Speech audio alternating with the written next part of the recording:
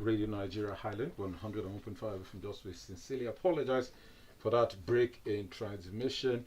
It was due to a technical issue, but nonetheless, we are back up, and the program, the radio engagement from Ziva Community Initiative, will continue. If you're just joining us, we are discussing the environmental impacts of artisanal and small-scale mining, and my guest is Chuka Offodile, Managing Director of MECON Geological and Engineering Services Limited. All right, so before that unfortunate break, you were talking about the catchment management plans, and you were highlighting the fact, first of all, that it is not a bogus elephant, white paper elephant plan or project, that it is doable. And like I asked, how successful do you think this plan will be, and is it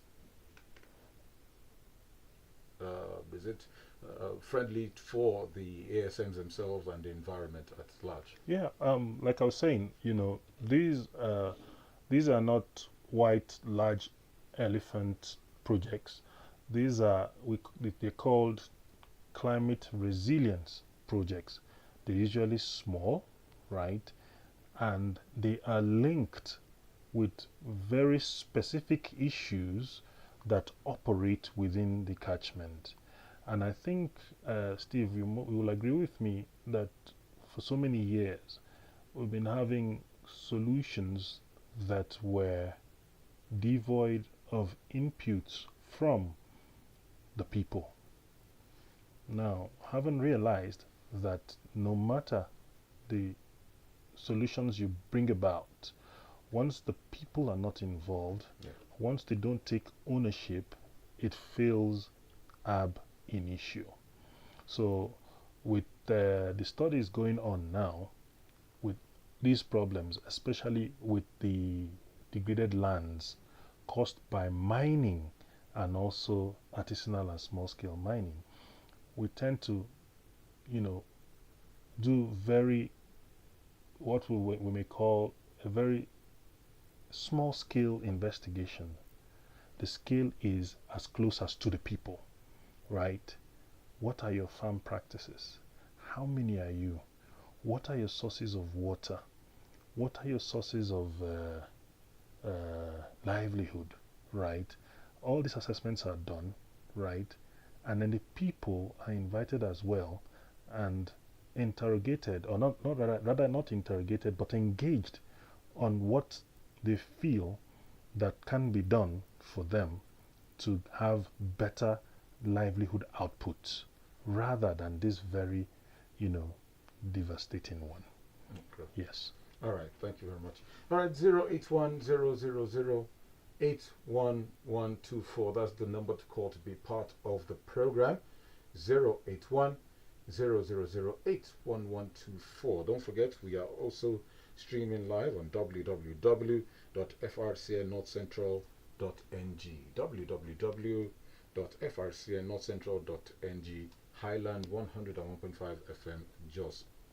08100081124. Call in. Let's hear from you. Okay. Call in and let's hear from you while we wait for them to call in. Okay. But all hope is not lost in terms of the degradation we've been talking about, or the environmental impact of ASMs. Are there possible ways that the environment can be protected, and how communities can get involved? Yeah, just like I said, based on catchment levels, Catchment yes, management management catchment management plans. Actually, what happens is that some of the protected areas, right? Now, it is by engagement with the people and the outcome of close line studies, right, of that particular environment, that the issues are placed before the people, and the people take ownership of those issues, and then we're able to, all right, put stuff together and then engage with them, and then they say, okay, this is what we want, or this is what we don't want, this is what's going to help us to sustain or mitigate or reverse the degradation that is occurring within the catchment. And I tell you that they're working out, Steve.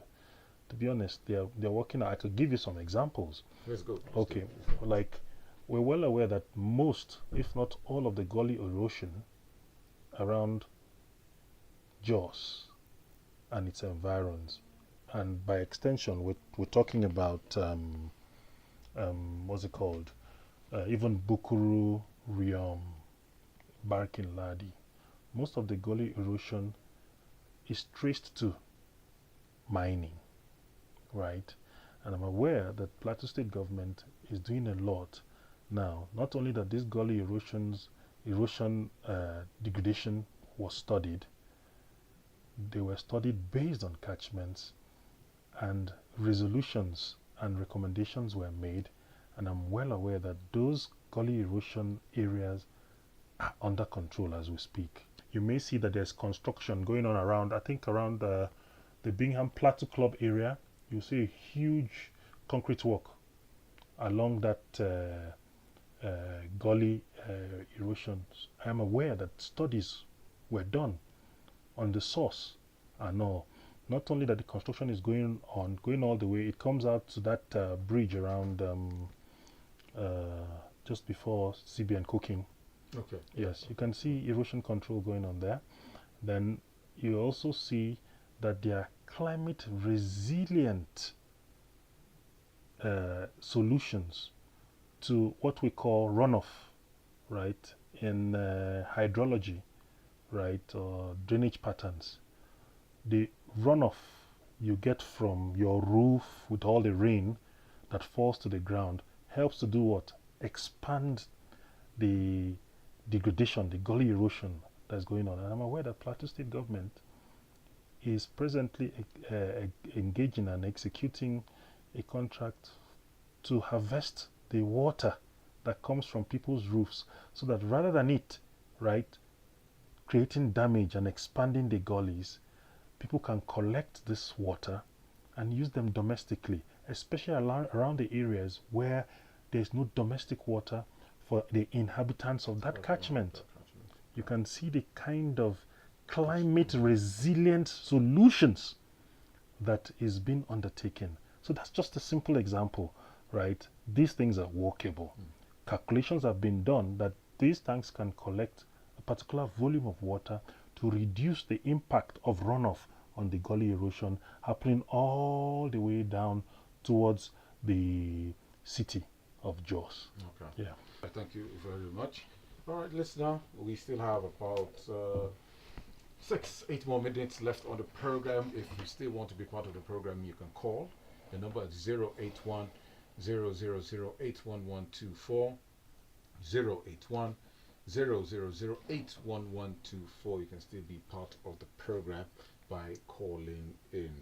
All right, let's talk about another stakeholder. We'll be talking about the ASMs, we'll be talking about the government, we'll be talking about organizations like Ziva and your company. All right, what about the other stakeholders like the land owners or the neighbors? You and I, myself, the everyday listener out there, do they have a role to play in mitigating some of these environmental impacts? What are their roles? Yeah, for instance, basically one of the way that you try to mitigate or manage the environment is by simply being responsible. It is said that to guard, you see, when the environment is influenced or affected negatively and you have degradation, it doesn't affect just one, it affects everybody, like we said, within that catchment. And at the same time, worst of all, it affects generations yet unborn. So we're always told in environmental resources management that you shouldn't stop educating people on doing things properly. You shouldn't be the problem to the entire people. I just give an example. For instance, a person builds his home, right, and then the artisanal miner is right by the fence digging a hole to go under. I mean, we all have responsibilities. He, as an artisanal miner, has a responsibility to, fearfully or respectfully, appreciate his neighbor that he may be doing things that is detrimental to the life of his neighbor. Okay, now, simple as throwing off trash. When you block gutters, right? For instance, I give an example, the spoils of the mining, they're just dumped indiscriminately. I mean, if it was well organized and well planned, it will be dumped in a place that can be secured, because when you turn the earth upside down, right, you release metals, and in the case of the plateau, radioactive elements as well. And when the rain comes and it falls on it, it loosens and frees some of these metals that will find their way into drains. From drains, perhaps find its way to what? To the river system. And then, of course, we'll go there and pump it and we'll drink it. And even if it's not the river system, it is soaked up by the ground, and then by percolation and infiltration, groundwater is collected, and then by so doing, these pollutants or contaminants are also collected as well. So, in as much as simple as solid waste management, the artisanal and small scale waste, it could be household waste, because we're talking about me and you now, neighbors. Yes. It could be household waste. What do you do with your household waste? Do you throw it into the gutters? Block the drains. When the first rains come, and when you, like we said earlier, with the variation in weather, what we're having is inconsistent rainfall, and you also have this very brash rainfall causing what we call flash floods. And if the drains are blocked, what you find is the entire catchment becomes what? Flooded. And everybody's affected. However, this act was engaged either by a few or by the ignorant population of the catchment. So whatever we do as human beings, we must begin to consider ourselves. We're very lucky that due to the topography of the Jos Plateau, we're not easily affected by massive floods. However, we still do have floods, especially in the southern parts of Plateau State, and even the northern part as well. For instance, around Gengere, Dilimi area, what's the name of this place? Sorry, I've just forgotten. Around, you have not Angwanrukuba, the one near the boulevard, Millionaires Boulevard. Okay.